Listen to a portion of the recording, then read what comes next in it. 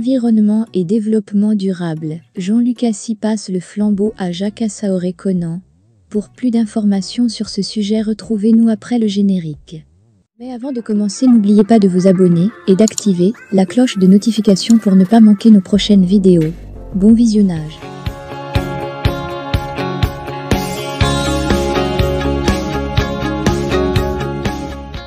À Abidjan, la cérémonie de passation de charges au ministère de l'Environnement, du Développement durable et de la Transition écologique entre le ministre sortant Jean-Luc Assy et le ministre entrant Jacques Assaoré-Conan a eu lieu le vendredi 20 octobre 2023 au 10e étage de la Tour des Six à Abidjan Plateau, sous la présidence du secrétaire général du gouvernement, Charlemagne Rojeda.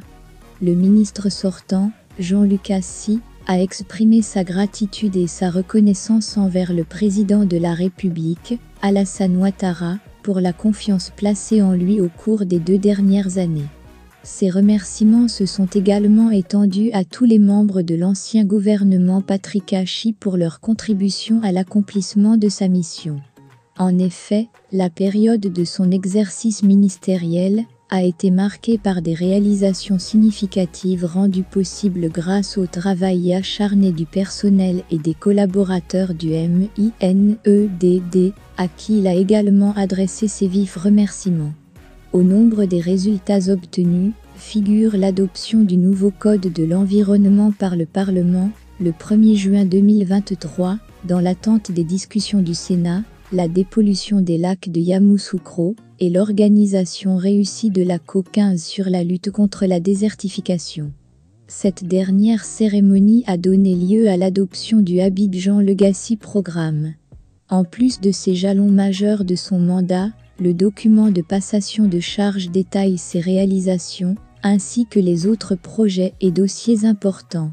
Jean-Luc Assy a aussi exprimé sa conviction que son successeur, Jacques Assaoré-Conan, nommé à la tête du ministère désormais étendu à la transition écologique, contribuera à l'effort continu de positionnement de la Côte d'Ivoire, dans le concert des États engagés vers la transition écologique, la lutte contre les changements climatiques.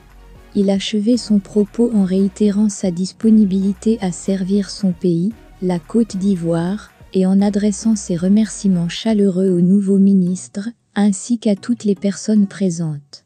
Prenant la parole, le ministre entrant a exprimé sa gratitude au président de la République pour la confiance qu'il a placée en lui, et ses remerciements au Premier ministre, Robert Begré-Mambé, chef du gouvernement, pour avoir porté son choix sur sa personne. Il a ensuite félicité son prédécesseur et tout le personnel du ministère pour l'immense travail abattu.